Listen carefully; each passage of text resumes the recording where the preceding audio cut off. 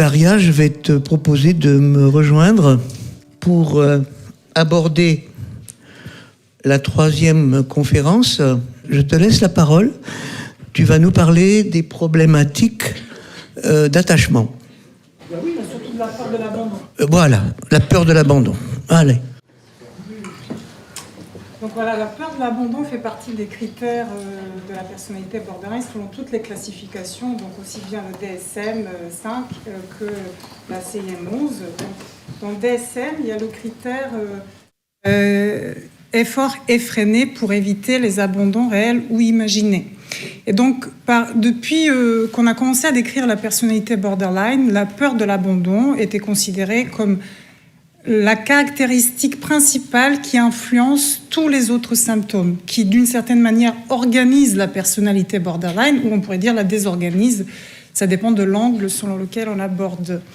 Donc déjà, Kernberg, qui était un psychiatre dans les années 70, qui a écrit d'ailleurs un livre qui est psychanalytique, mais qui est intéressant à lire pour ceux qui veulent étudier un peu le sujet, les troubles de la personnalité limite, qui parlait de ce qu'on appelle la relation d'objet anaclitique, ça veut dire la relation, le modèle relationnel à l'autre, qui était d'avoir besoin de s'appuyer sur l'autre, sinon la personnalité s'effondrait, la personne s'effondrait, s'il n'y a plus d'appui, s'il n'y a plus de soutien, il y avait une sorte de désorganisation, ou en tout cas d'effondrement, pour parler selon le langage plutôt familier. Donc ça, c'était le premier psychiatre qui a décrit beaucoup les modalités relationnelles du borderline. Et ensuite, il y a un psychiatre américain qui a beaucoup travaillé sur le sujet, qui s'appelle John Gunderson, et qui a considéré également la peur de l'abandon comme l'une des caractéristiques principales, et qui d'ailleurs amplifier d'autres symptômes énormément. C'est pourquoi d'ailleurs en psychiatrie, souvent, lorsque les patients borderline sont hospitalisés, on voit des tentatives de suicide suite à une rupture affective. C'est-à-dire c'est très courant de voir parmi les patients qui font des tentatives de suicide. Donc aujourd'hui, on va parler comment cette peur de l'abandon, qui peut d'ailleurs être universelle, c'est important de dire que c'est une peur qui peut s'activer chez toute personne, mais chez les personnes borderline, elle est pathologique, elle est intense, elle est constamment présente. Elle est constamment présente, même de manière latente, et on pourrait dire que ça s'apparente comme à une activation traumatique permanente. On va l'expliquer après. Donc, la façon dont elle s'exprime, notamment dans la relation, c'est que la personne borderline va s'attacher très vite. Et il va y avoir une sorte d'attachement rapide sur un mode anxieux ou ambivalent. C'est-à-dire qu'il va y avoir une intensité relationnelle qui sera recherchée assez rapidement, donc une grande proximité relationnelle, le sentiment d'aimer la personne tout de suite, et aussi un besoin une recherche de validation, de réassurance permanente, et aussi surtout des preuves d'amour. Ça, c'est très important. La personne borderline a besoin qu'on lui prouve combien elle l'aime, combien elle compte. Elle a besoin des preuves tangibles, exprimées ouvertement. Et si ce n'est pas le cas, elle doute, elle est anxieuse, elle se pose beaucoup de questions, elle peut même exercer une pression sur l'autre pour obtenir ces signes de validation, de réassurance, ou bien se fâcher et faire des crises de colère. Si ça n'arrive pas, c'est là où on voit combien ça influence d'autres symptômes et d'autres critères de la personnalité borderline. Ou bien, parfois, elle peut, elle aussi, menacer qu'elle va partir, qu'elle va quitter l'autre si elle n'obtient pas donc ce qu'elle veut. C'est-à-dire cette réassurance, cette certitude qu'elle est aimée, sauf que le problème, comme l'attachement, il est à la base insécure et c'est déjà latent, ça existe déjà, ça préexiste chez la personne même avant la relation, donc ce n'est pas totalement lié à l'autre, c'est une insécurité qui préexiste chez la personne même avant la relation et qui est activée par la relation. C'est ça qui est important à comprendre.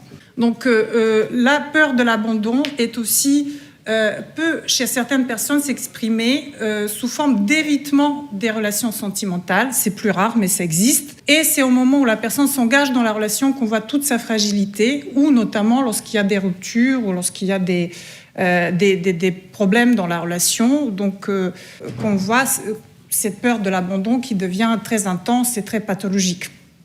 Et encore une fois, certaines personnes gèrent la peur de l'abandon en ayant plusieurs partenaires, plusieurs relations pour s'assurer qu'elles ne seront jamais quittées, jamais abandonnées. Ou bien, il y a aussi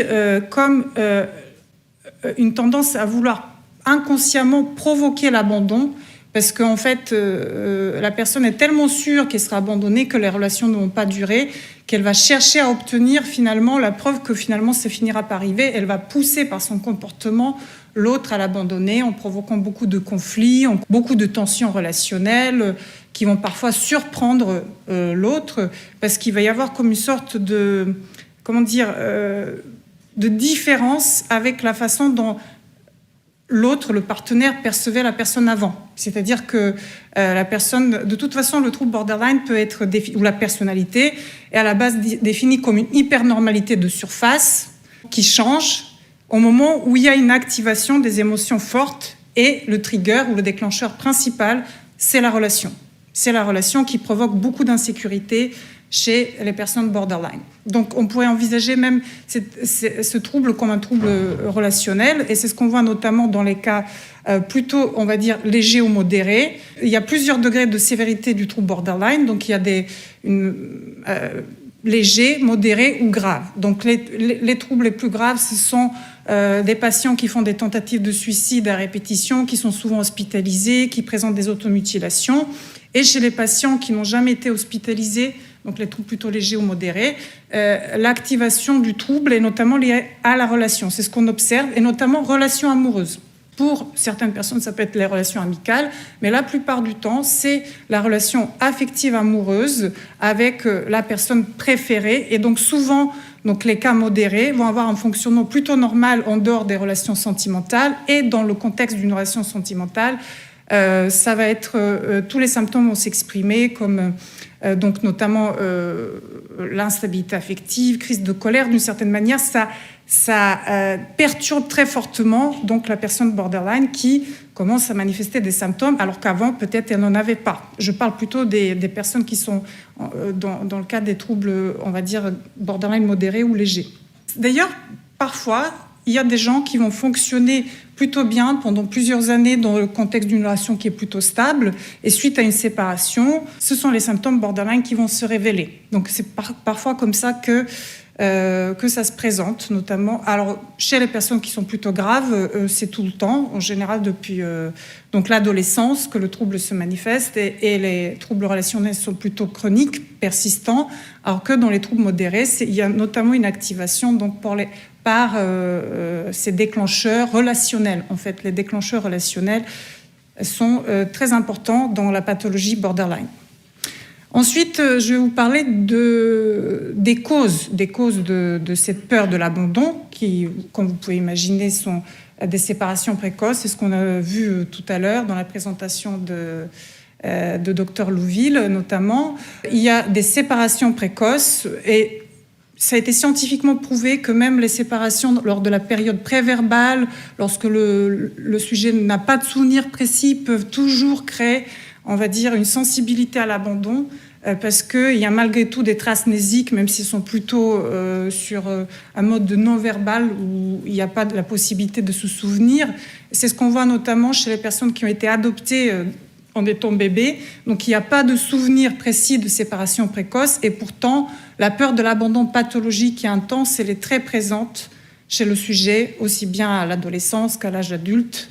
Et donc il y a une extrême réactivité à tous les signaux qui peuvent être perçus comme rejet, abandon, trahison. D'ailleurs, c'est important à préciser que pour certaines personnes, la peur de l'abandon se décline souvent sous forme de la peur de trahison, la peur donc d'être trompé, la peur d'être donc une extrême méfiance, une difficulté à faire confiance, et paradoxalement aussi ce qu'on voit souvent, que la personne va faire confiance à la mauvaise personne, et elle finira par revivre ce dont elle a peur. C'est un véritable paradoxe, mais c'est exactement ce qu'on voit. Et chez d'autres personnes, il y a beaucoup la peur du rejet en général, par le groupe, par les pairs, voilà. Donc, peur du rejet, peur de l'abandon, peur de la trahison, ce sont plusieurs modalités, plusieurs déclinaisons de la peur de l'abandon en général. Donc, il y a les séparations précoces. Ensuite, il y a les parents qui, par exemple, étaient absents souvent, qui négligeaient l'enfant, comme on disait, les négligences, ou bien les troubles mentaux chez les parents, surtout les troubles mentaux non traités ou non stabilisés. Parce qu'un parent qui présente un trouble mental ne sera pas disponible psychologiquement et ne sera pas présent à l'enfant et va créer chez lui, même s'il est présent physiquement, un sentiment donc, de négligence ou d'abandon. Ensuite, beaucoup de personnes borderline ont un parent qui a lui-même des traits borderline ou un trouble borderline, même si ce n'est pas un trouble qui est génétiquement transmissible, il y a des traits de personnalité qui le sont, comme notamment le tempérament anxieux ou bien l'impulsivité. Et puis aussi les modalités relationnelles qui sont directement donc, transmises par une sorte d'apprentissage indirect. Donc c'est très souvent le cas, d'ailleurs, c'est important à préciser. Mais ce n'est pas que le trouble borderline qui est présent chez les personnes borderline. Il peut y avoir d'autres troubles psychiatriques comme la dépression, bipolarité, alcoolisme, etc. Ensuite, l'une des origines possibles, c'est que lors d'un remariage ou la naissance d'un autre enfant, donc le parent néglige l'enfant et donc crée chez lui un sentiment d'abandon. Ou bien, il y a un autre cas de figure qui est moins fréquent, auquel on pense moins, mais c'est la surprotection, c'est-à-dire des parents qui sont très anxieux, qui ont eux-mêmes la peur de l'abandon ou la peur de la séparation, qui vont avoir une attitude très anxieuse et qui vont donc transmettre, communiquer cette peur de l'abandon, cette peur de la séparation à l'enfant, qui vont entraver son autonomie. Donc, ce qui va faire qu'à l'âge adulte, il va se sentir plutôt comme un enfant, qui va craindre donc de perdre, de ne pas être aimé, de ne pas être apprécié, voilà. Et il y a aussi une transmission intergénérationnelle qui a d'ailleurs été scientifiquement prouvée, même si on n'a pas vécu personnellement un événement. Cela peut être aussi dû au fait que notre parent ou grand-parent l'a vécu, et donc d'une certaine manière, on le ressent même si on ne l'a pas vécu. Donc ça, ce sont les causes possibles, mais il y a d'autres causes multiples. De toute façon, le trouble borderline, on dit qu'il y a une vulnérabilité biologique plus un environnement invalidant. Donc, c'est-à-dire, ce n'est pas automatiquement un traumatisme qui va provoquer le trouble, c'est plurifactoriel. Il y a une vulnérabilité chez la personne, plus les événements, plus les attitudes parentales. Et ce qui est aussi important à préciser, ce n'est pas seulement l'événement en lui-même, c'est aussi la façon dont ça a été accueilli et puis le soutien affectif autour. C'est-à-dire, c'est pas pareil si on vit un événement douloureux et qu'on est très soutenu, ou si on vit un événement douloureux et qu'il n'y a pas de soutien et qu'on est livré à nous-mêmes et qu'on doit processer, traiter émotionnellement tout ça, ce qui est beaucoup plus douloureux. Et il y a plus de chances que ça crée un trauma et une perturbation émotionnelle et une dysrégulation émotionnelle. Donc ça, c'est en ce qui concerne les causes. Un autre sujet qui est aussi très intéressant, j'ai évoqué tout à l'heure que c'est donc les déclencheurs des activations, des émotions fortes chez les personnes borderline. Ce sont souvent donc des triggers relationnels et c'est important d'évoquer le choix des partenaires. Donc tout en ayant peur d'être abandonné, les personnes qui ont le schéma d'abandon, comme on dit selon l'approche de Young, Jeffrey Young, qui est un psychologue américain qui a beaucoup travaillé sur les troubles de la personnalité, qui a créé une thérapie qui est très utile pour le traitement des troubles de la personnalité qui s'appelle la thérapie des schémas de Young, Y-O-U-N-G, et donc qui a décrit le schéma d'abandon qui grosso modo correspond à tout ce que j'ai déjà décrit, et qui va créer des attirances en fait vers des personnes. Donc quand on a le schéma d'abandon, il y a plus de chances d'être attiré par des personnes pas fiables, instables, qui vont justement aussi activer la peur de l'abandon de façon légitime, on va dire, ou pour des personnes indisponibles, qui travaillent beaucoup, qui ne sont pas prêtes à s'engager, ou qui sont un jour très amoureuses et le jour suivant, vous ne comptez plus. Donc c'est ce qu'on voit aussi souvent comme le choix des partenaires chez les personnes borderline. Donc il y a la peur, mais il y a aussi le choix des personnes qui vont davantage insécuriser la personne qui a déjà à la base peur d'être abandonnée. C'est un paradoxe, mais c'est exactement ce qu'on voit dans la pratique clinique.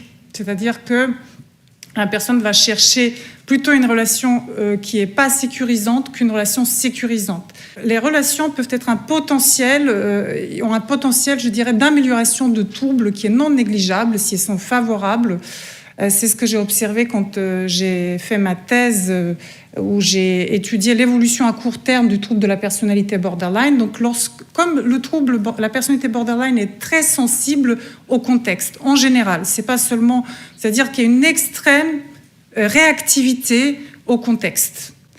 Contrairement, par exemple, à un trouble comme le trouble bipolaire qui serait moins sensible aux relations, s'il n'y a pas de personnalité borderline, évidemment.